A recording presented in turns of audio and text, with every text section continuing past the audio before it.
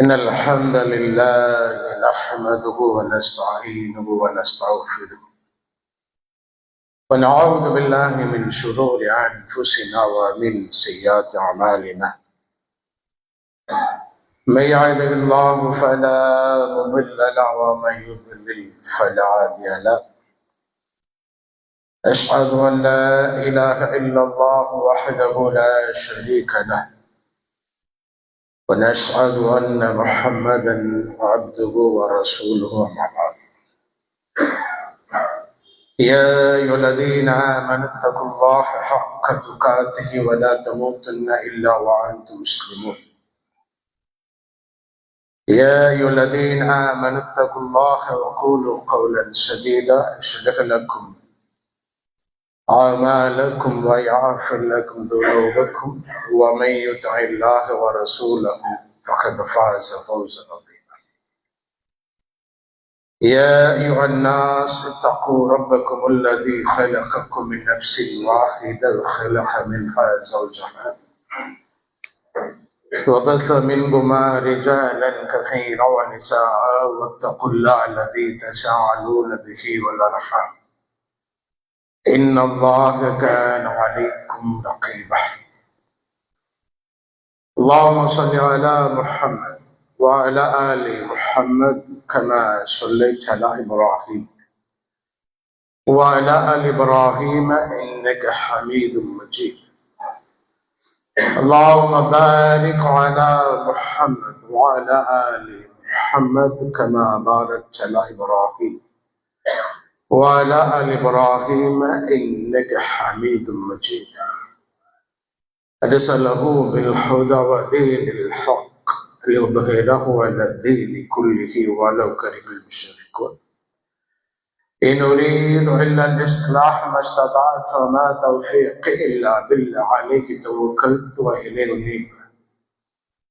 رب اشرح لي صدري ويسر لي أمري واحلل عقدة من لساني يفقهوا قولي.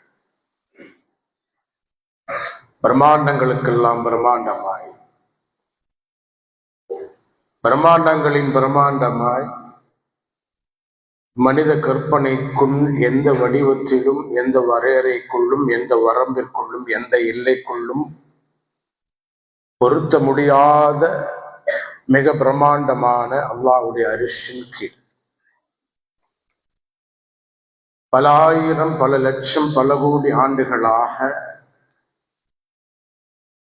மிதந்து கொண்டிருக்கக்கூடிய இந்த பிரபஞ்சம் அல்லாஹ்வுடைய அரிசின்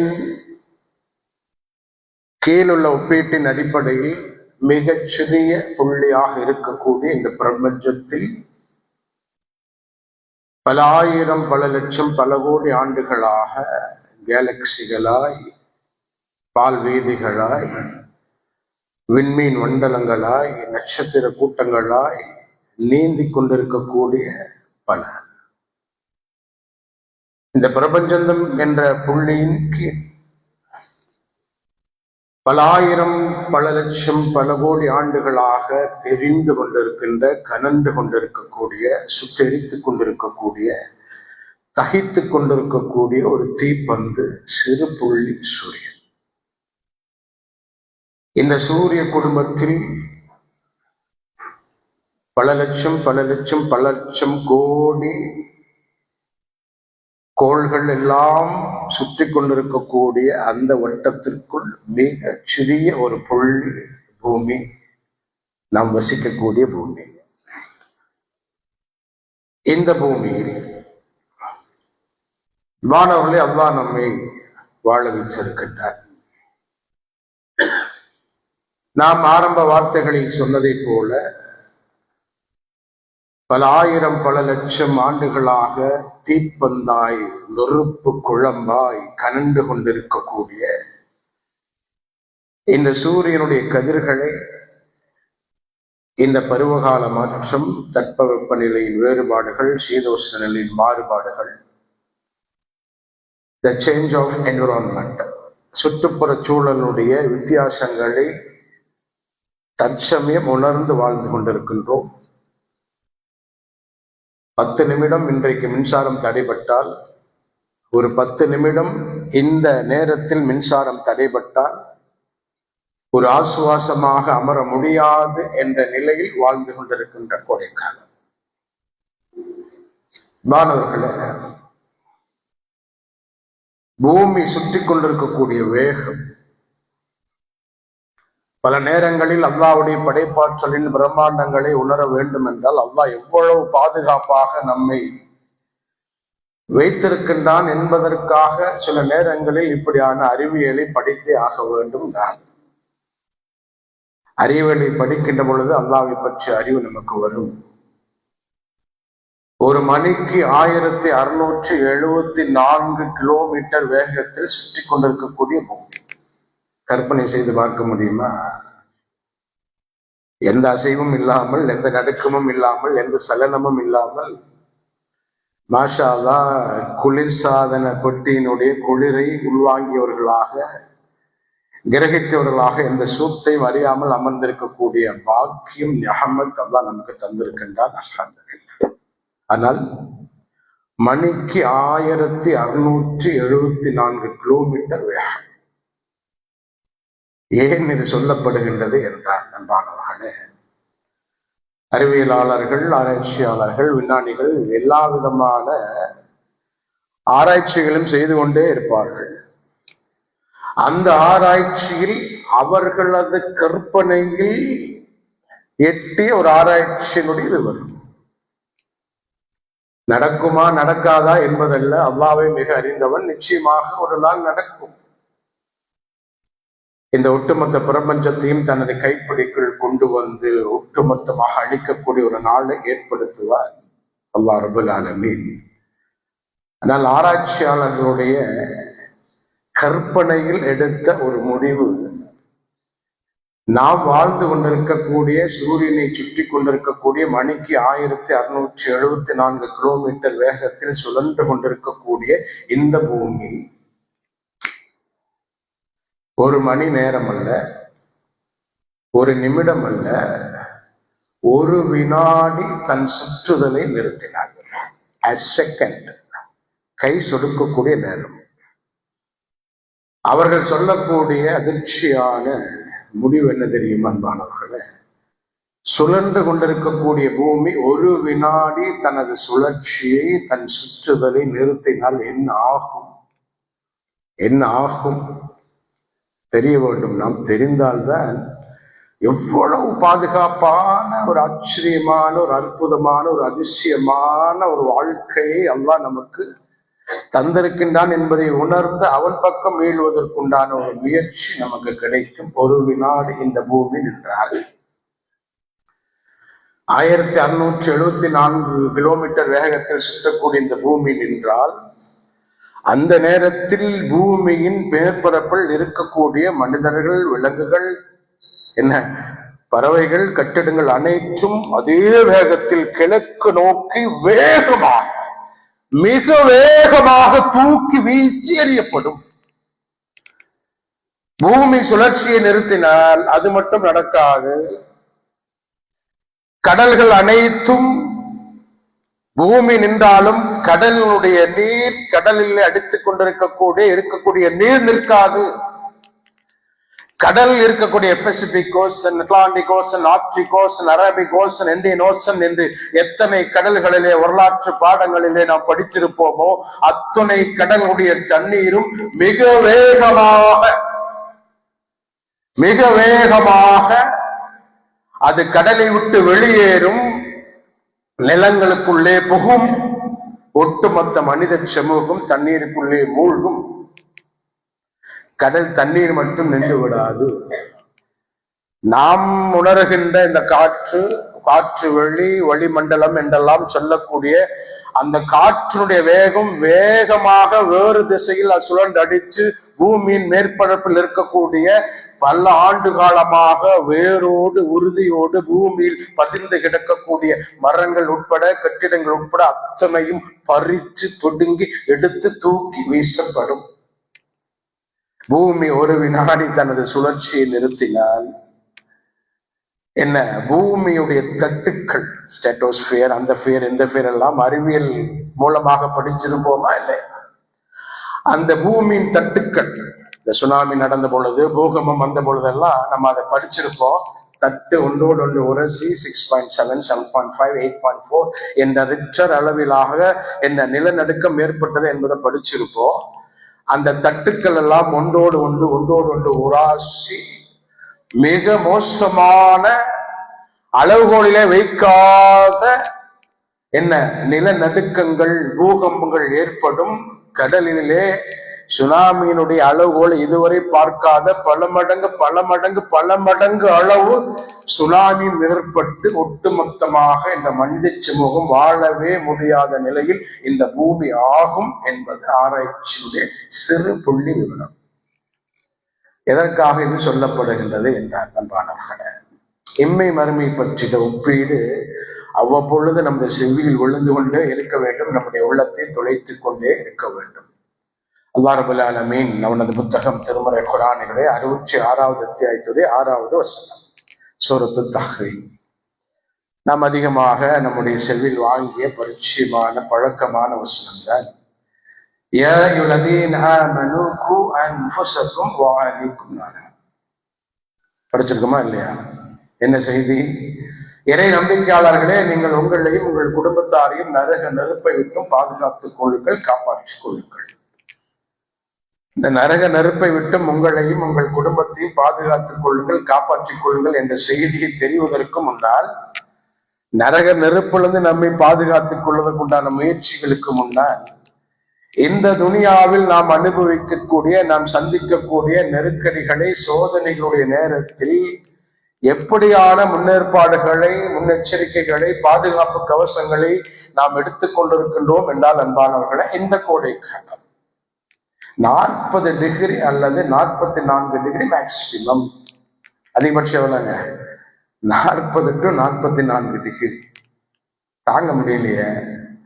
எல்லா விதமான ஏற்பாடுகளும், அது ஏசியாக, ஏர் கூலராக, என்ன மற்ற ஃபேன்களாக, மின்விசிறிகளாக, அவரவர் வசதிக்கு ஏற்ப, அவரவருடைய பொருளாதாரத்துக்கு ஏற்ப ஒரு விசிறியாவது வாங்கி வச்சிருக்க மாட்டோமா?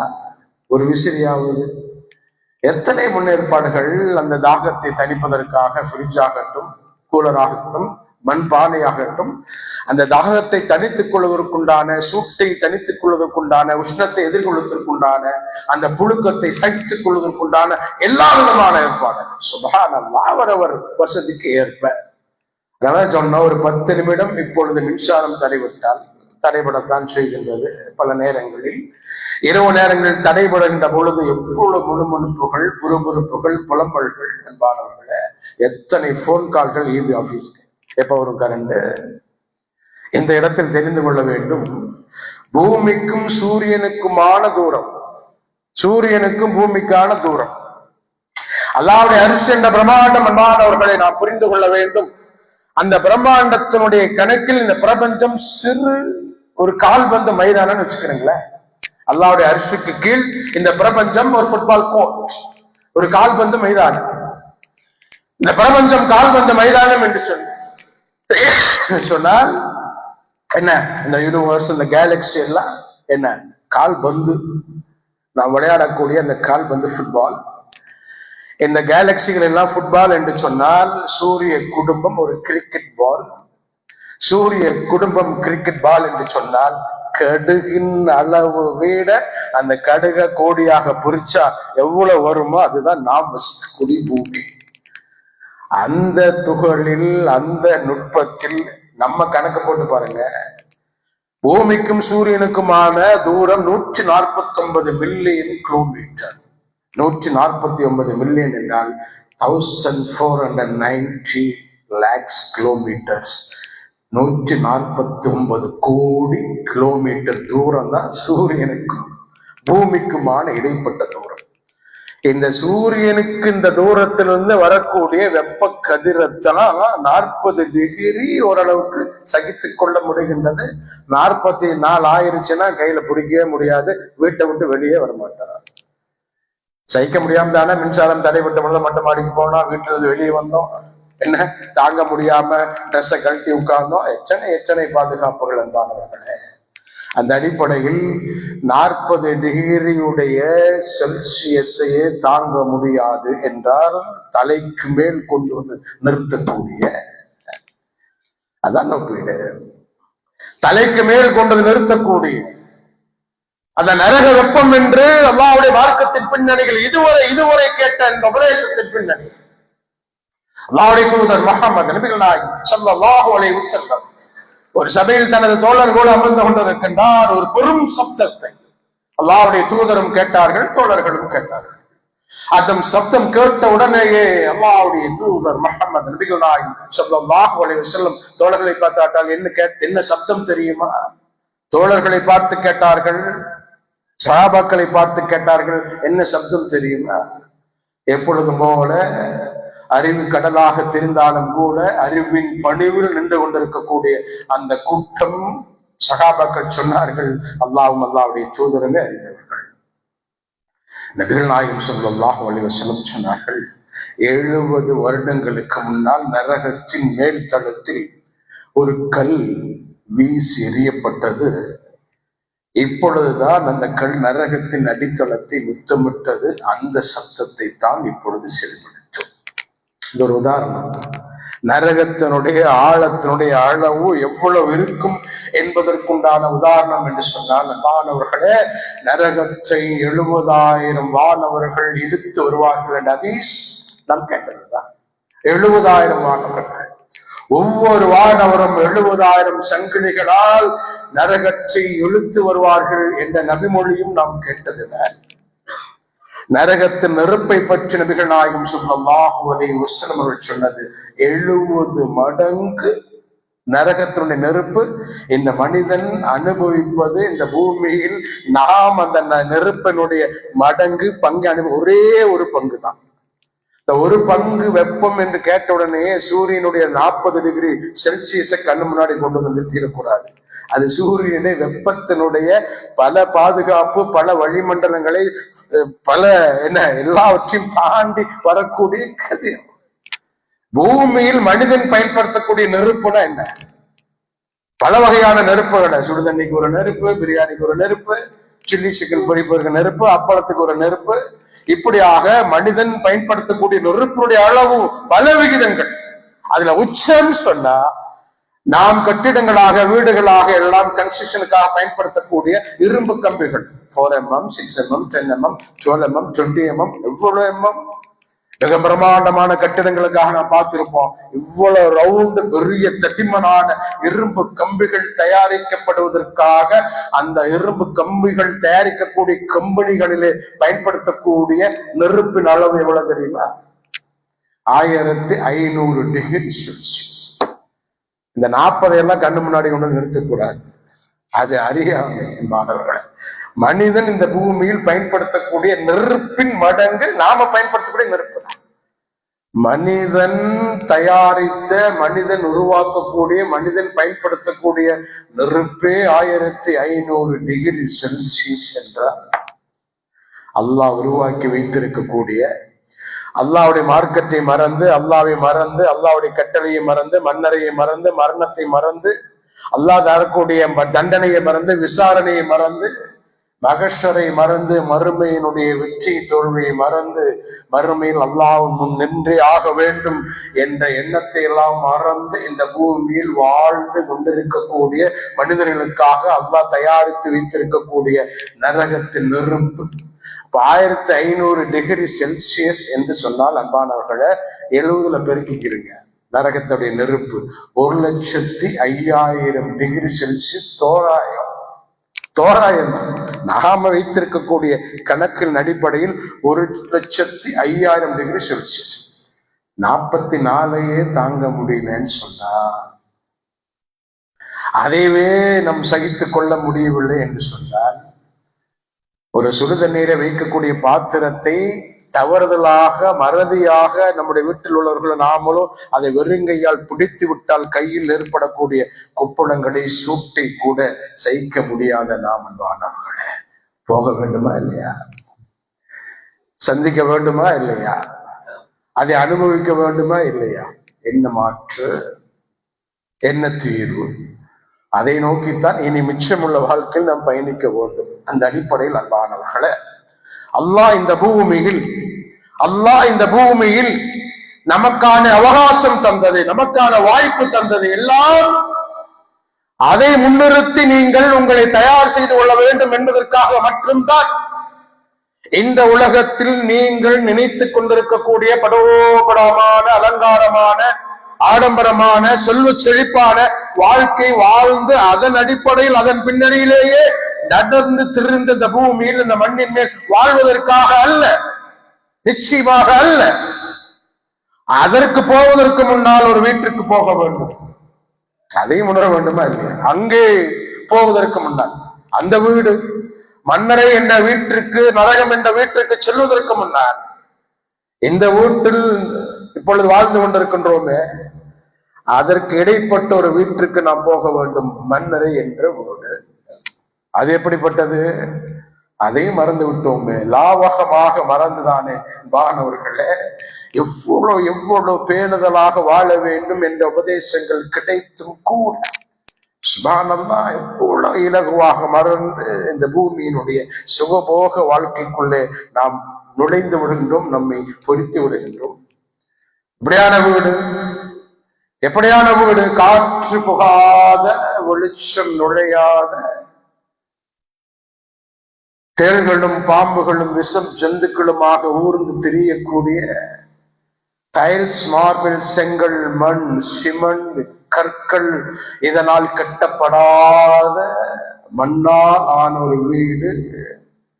10 சென்ட் அல்ல, 12 சென்ட் அல்ல, 15 சென்ட் அல்ல, பிரம்மாண்டம் அல்ல. என்னுடைய போர்ட்டிகோவே என்ன 1200 சதுர அடி என்று பெருமை பேசக்கூடிய இடமும் அல்ல. என்னுடைய பெட்ரூம் எவ்வளவு தெரியுமா? Master bedroom. சுப்ஹானல்லாஹ், 20/12. என்னுடைய கிச்சன்ல என்ன 20 பேர் சுதந்திரமாக தெரியக்கூடிய பிரம்மாண்டமான கிச்சன். சாண்ட்லியர் என்ன, திரைச்சீலைகள் என்ன, என்னுடைய படுக்கை அறைகள் என்ன, என்னுடைய வரவேற்பறை என்ன, வந்து உட்கார்க்கூடிய ஹாலுடைய என்ன என்றெல்லாம் நாம் பேசினாலும் அன்பானவர்களே, மண்ணுக்கு மேல்தான், எல்லாம் மண்ணுக்கு மேல்தான்.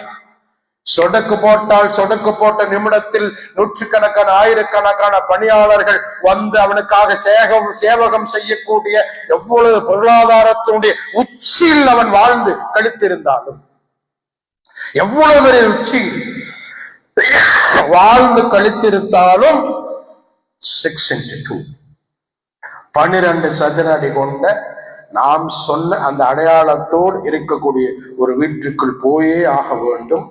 எவ்வளவு பெரிய ஆட்சி, அதிகாரம், செல்வ செழிப்போடு இந்த பூமியில் வாழ்ந்திருந்தாலும் கூட அத்தனை பேரையும் தன் உள் வாங்கிய மன்னரை என்ற அந்த காட்சியின் சாட்சிகளாக நாம் நம்முடைய வாழ்க்கை கழித்துக் கொண்டிருப்போம் என்று சொன்னார். செத்து போனா சில மணி துளிகளில் அழுகி நாற்றம் பிடிச்சு புழுக்கள் அரிக்கக்கூடிய, மண் அரிக்கக்கூடிய, மிக மோசமான வயிறு ஒடித்து புழுக்கள் அரித்து நாற்றம் பிடித்து சகிக்க முடியாமல் அந்த செத்துப்போன ஜனாசாவிற்கு அருகில் நிற்க முடியாத உடலை பெற்றிருக்கக்கூடிய நாம் தான் அன்பானவர்களே. எவ்வளவு ஓட்டம், எத்தனை ஆட்டம், எவ்வளவு ஓட்டம், எத்தனை ஆட்டம். அல்லாஹ்வை மறந்து நாம் இந்த பூமியில் வாழ்ந்து கொண்டிருப்போம் என்று சொன்னார். அன்பானவர்களே, அதற்காக தரப்பட்ட பூமி அல்ல இது.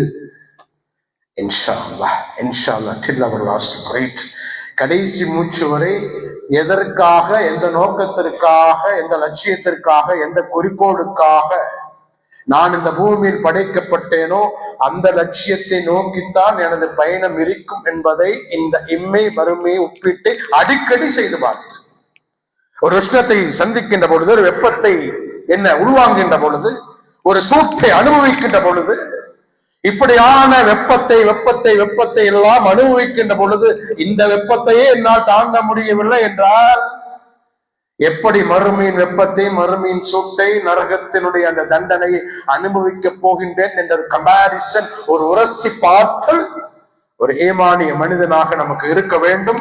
அதுதான் ஈமானிய பண்பு. அந்த பண்போடு, அந்த உணர்வோடு, அந்த சிந்தனையோடு, அந்த எண்ணத்தோடு, அந்த அளவுகளோடு, அந்த ஒப்பீட்டோடு, அந்த உரசி பார்த்தலோடு இனி உள்ள மிச்ச வாழ்க்கை வாழ்வதற்குண்டான நல்ல பக்குவத்தை ரஹ்மான் நம் அனைவருக்கும் தருவானாக.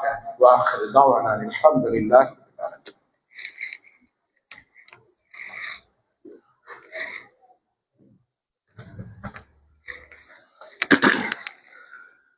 الحمد لله رب العالمين الرحمن الرحيم مالك يوم الدين اللهم صل على محمد وعلى آل محمد كما صليت على إبراهيم وعلى آل إبراهيم إنك حميد مجيد اللهم بارك على محمد وعلى آل محمد كما باركت على إبراهيم وعلى آل إبراهيم إنك حميد مجيد.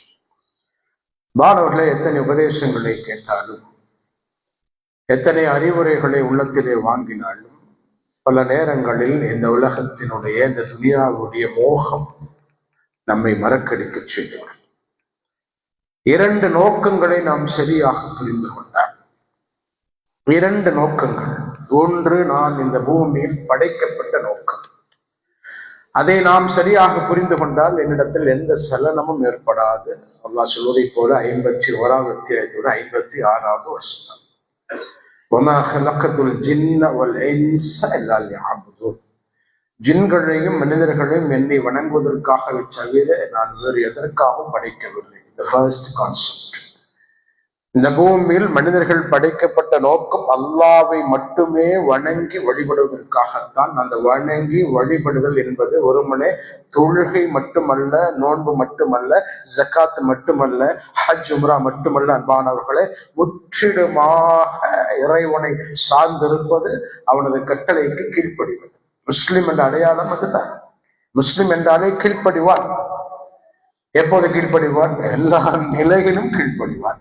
சூரத்துல் பக்கராவில் அல்லாஹ் சொல்வதை போல 2வது அத்தியாயத்தோட 208வது வசனத்தில் crystal clear message from Allah. யா அய்யுல்லதீன ஆமனு துகுலு ஃபிஸ்ஸில்மி காஃபா. O you believe you enter to Islam wholly. இறை நம்பிக்கையாளர்கள், நீங்கள் இஸ்லாத்தில் பரிபூர்ணமாக, there is no compromise. வியாபாரத்தில் பின்பற்றுவேன், திருமணத்தில் பின்பற்ற மாட்டேன், திருமணத்தில் பின்பற்றுவேன், வீட்டை கட்டுவதில் பின்பற்ற மாட்டேன், வீட்டை கட்டுவதில் பின்பற்றுவேன், என் மகனுடைய கல்வியின் விஷயத்தில் பின்பற்ற மாட்டேன், எல்லாவற்றிலும் பின்பற்றுவேன், என்னுடைய வருமானத்தில் பின்பற்ற மாட்டேன் என்பதல்ல. எது ஹலாலோ அதை பின்பற்றுவது, எது ஹராமோ அதை விட்டு விலகி கொள்வது முஸ்லிம் என்ற அடையாளத்தோடு நிற்கக்கூடிய ஒரு மனிதனுடைய ஆகச் சிறந்த பண்பாக இருக்க வேண்டும், எந்த சமரசமும் இல்லாமல். அதற்காக அதற்காக நான் முழுமையாக பின்பற்றுவேன். அதற்காகத்தான் அல்லாஹ் என்னை படைச்சிருக்கின்றான். அவனை முற்றிலுமாக வணங்கி வழிபடுவதற்காக the first concept. படைத்த நோக்கம், வாழ்க்கையின் நோக்கமோ, படைத்த எல்லாருக்கும் அல்லாஹ் வாழ்க்கையை கொடுப்பதில்லை. அதுவும் தெரியும் தானே. வயிற்றுக்குள்ளேயே 9 மாதம் தாயின் வயிற்றிலேயே இருந்த சிசுவை தாயின் வயிற்றிலிருந்து வெளியே வருவதற்குண்டான வாய்ப்பை எல்லாம் வழங்குவதில்லையே. 9 மாதம் தாயின் வயிற்றில் கருவாக உருவாகி நின்ற அந்த குழந்தையானோ பெண்ணோ பூமியில் வந்து விழுவதற்குண்டான வாய்ப்பை, அவகாசத்தை எல்லாம் வழங்குவதில்லை. தெரியும் தானே. எத்தனை குடும்பங்களில பிறப்பதற்கு முன்னாலேயே இறந்த குழந்தைகளை பற்றி கழிப்போம். சரி, பிறந்தும் கூட எல்லாருக்கும் வாய்ப்பை வழங்கி விடுகின்றன. பிறந்த 10 நாட்களில், பிறந்த 1 ஆண்டில், 2 ஆண்டில், 3 ஆண்டில். கடந்த வாரம் குனியமச்சுள்ள 7 வயது சிறுமி மூளைக்காய்ச்சலால் பாதிக்கப்பட்டு மரணம் அடைந்தார் என்ற செய்தி. எல்லாருக்கும் அந்த வாய்ப்பை வழங்கவில்லை. யாருக்கு அல்லாஹ் தீர்மானித்தானோ, யாருக்கு அதை விதித்தானோ, இந்த சபையில் இருக்கக்கூடிய 5 வயது பிள்ளை முதல் 70, 80 வயது முதியவர் வரை இந்த சபையில அமர்ந்திருக்கின்றோம். அல்லாஹ் நாடியது. அல்லாஹ் யாருக்கு வழங்கினாலும் அந்த வாழ்க்கை, அந்த வாழ்க்கையின் லட்சியம், வாழ்க்கையினுடைய இலக்கு, வாழ்க்கையினுடைய நோக்கம். தபாரக்கல்லதி பியதில் முல்க். நாம் ஓதக்கூடிய அந்த சூராவில அல்லதி ஹலகல் மௌத வல் ஹயாத லியப்லுவக்கும் அய்யுக்கும் அஹ்ஸனு அமலா. உங்களில் நல்லவர்கள் யார் என்று பரிசோதித்து தேர்வு செய்வதற்காகத்தான் உங்களுக்கிடையே வாழ்வையும் மரணத்தையும் ஏற்படுத்தியிருக்கின்றேன் நல்லா சொல்லுகின்றான். சுப்ஹானல்லாஹ். இந்த வாழ்க்கை தரப்பட்டது நாம் ஆரம்ப வார்த்தைகள் சொன்னதை போல நமது விருப்பப்படி, நமது இஷ்டப்படி, நமது ஆசைப்படி வாழ்வதற்காக அல்ல, அல்லாஹ்வுடைய கட்டளைப்படி வாழ்வதற்காக. மிகச்சிறந்த உதாரணத்தை பல மரணங்கள் மூலமாக நாம் கேள்விப்பட்டிருப்போம். கோடை விடுமுறை கழிப்பதற்காக தனது பள்ளியில் இருந்து சந்தோஷமாக குதூகலமாக புறப்பட்ட ஒரு ஆசிரியர்கள் கொண்ட ஒரு குழு வால்பாறைக்கு வந்து மகிழ்ச்சியோடு எல்லாம் சுற்றுலாக்களை முடித்து ஊருக்கு திரும்பக்கூடிய நேரத்தில் அந்த கொண்டை ஊசி வளைவுகளிலே 13வது கொண்டை ஊசி வளைவு வரை உயிரோடு வைத்திருந்த அல்லாஹ் 12ஐயும் 11ஐயும் 10ஐயும் நீங்க வாகனத்திலேயே சுற்றி வர முடியாது என்று தீர்மானித்த இந்த விதியின் உரிமையாளர், பிரபஞ்சத்தின் உரிமையாளர், இந்த பிரபஞ்சத்தினுடைய ஒற்றை உரிமையாளன் முடிவெடுத்தான். நீங்கள் 13 நேராக வந்து விழ வேண்டியது 9 தான். ஊர் திரும்ப முடியவில்லையே, அந்த சந்தோஷம் மிச்சம் இருக்கவில்லையே. எல்லாம் வருவார்கள் என்று காத்திருந்த குடும்பத்திற்கு ஒரு பெரிய அதிர்ச்சியான செய்தி தானே கிடைத்தது. ஏன் இந்த வாரத்தில் செய்தி போய் அது உண்மை என்ற பல வலைத்தள பதிவுகள் வந்தாலும், மத்திய பிரதேசத்திலே ஜபல்பூரிலே படகு சவாரி சென்ற அந்த படகு நீரிலே கவிழ்ந்து விபத்துக்குள்ளான பொழுது தனது பிள்ளையை, சின்ன பிள்ளையை மாரோடு அணைத்து தாயுடைய மரணத்தை பாருங்கள் என்று பல செய்திகளை பார்த்தும் தாயின் நேசத்தை, தாயின் பாசத்தை பார்த்தீர்களா? உண்மை தாயின் நேசம், தாயின் பாசம் அதுதான் குறைத்து மதிப்பிடவே முடியாத ஜீவன் தாய். அந்த அடிப்படையில் அன்பானவர்களே, தாயோடு சேர்ந்து அந்த 3-4 வயது குழந்தை இந்த பூமியில் வாழ்வதற்கு அல்லாஹ் அவகாசமோ வாய்ப்பு வழங்கவில்லையே. அப்படியாக நமக்கு தந்து விடுவானா? அப்படியான வாய்ப்பு, அப்படியான சூழல் என்ன நினைத்து கொண்டிருக்கின்றோம்னா? எப்படியான எண்ணம் நம்முடைய உள்ளத்துல ஓடிக்கொண்டிருக்கின்றது?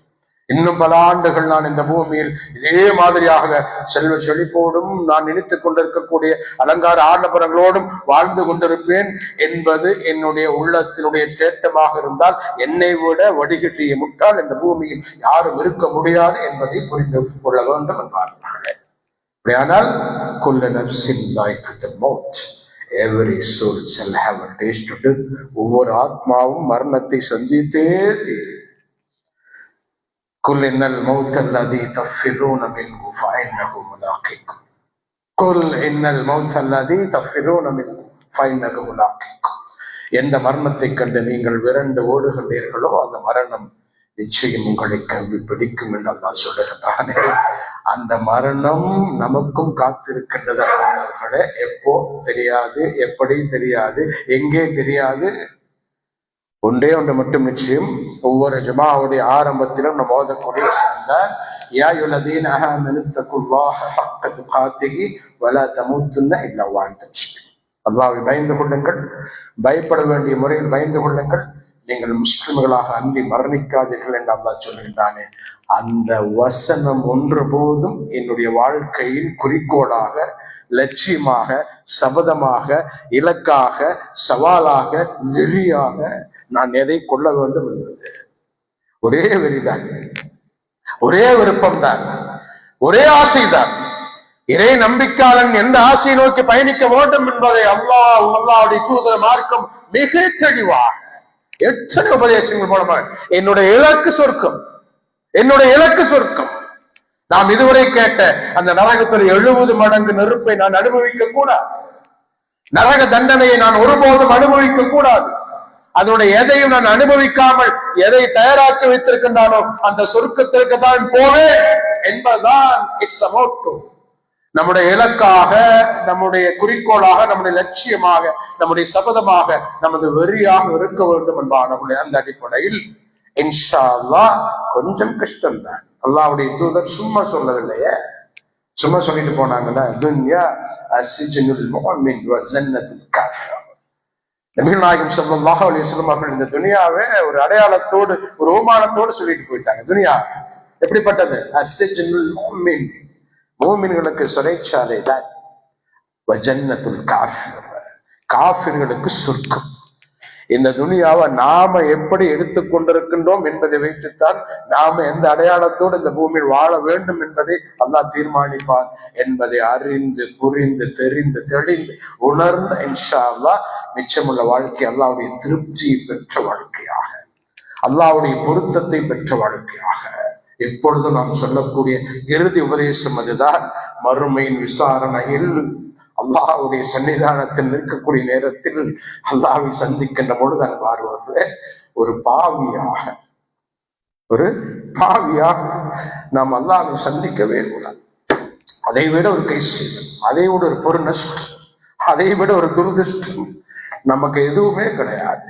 அல்லாஹ்வை சந்திக்கக்கூடிய நாளில் ஒரு பாவியாக நான் என் ரப்பை சந்திக்கின்றேன் என்பதை தவிர ஒரு துரஷ்டம், ஒரு துர்பாக்கியம், ஒரு கைசேதம், ஒரு பெருநஷ்டம், ஏதோ ஒரு உள்ளத்தில் ஒரு நம்பிக்கையை வைத்து இந்த பூமியில் அல்லாஹ்வை நம்பிக்கை கொண்டதால் நிச்சயமாக அல்லாஹ் எனக்கு நன்மை தருவார் என்ற ஒரு ஓரத்தில் ஒரு நப்பாசையோடு தான் இந்த பூமியில் அமர்ந்திருக்கின்றோம். அந்த ஆசையை தொடர்வதில் என்ன கஷ்டம் வந்துவிடும், நமக்கு கொஞ்சம் கஷ்டம்தான். ஆனால் சகித்துக் கொள்ள வேண்டும் என்பானவர்களை பொறுத்து கொள்ள வேண்டும். இறை நம்பிக்கையுடைய வாழ்வு இப்படித்தான் இருக்கும் என்ற அடிப்படையில், அந்த அகைதாவுடைய பின்னணியில், அந்த கொள்கையினுடைய வழித்தடத்தில் அல்லாஹ் மீது நம்பிக்கை கொண்ட அந்த உறுதியான அந்த பயணத்தில் பாதையில் ஏற்படக்கூடிய நெருக்கடிகளை, சோதனைகளை, துன்பங்களை, துயரங்களை, கஷ்டங்களை, இழப்புகளை, நஷ்டங்களை, மரணங்களை, பாதிப்புகளை நான் சகித்து இந்த பூமியில் வாழ்வேன். அல்லாஹ்வுடைய திருப்தி மட்டும் எனக்கு போதும் என்ற சிங்கிள் அஜெண்டா என்னை இந்த பூமியில் வழி நடத்தும் என்ற நம்பிக்கையோடு இந்த பூமியில் வாழக்கூடிய நல்ல பக்குவத்தை, வாக்கியத்தை, அறிவை, ஆற்றலை, சிந்தனை, புத்தி, வலிமையை, தாக்கத்தை, ஆயுடைய ஆரோக்கியத்தை, பொருளாதாரத்தை, நேரத்தை, நல்ல எண்ணத்தை, நல்ல சிந்தனை, நல்ல வாழ்வை, நல்ல மனநிலையை ரஹ்மான் நம் அனைவருக்கும் தருவானாக. அல்ஹம்துலில்லாஹ்.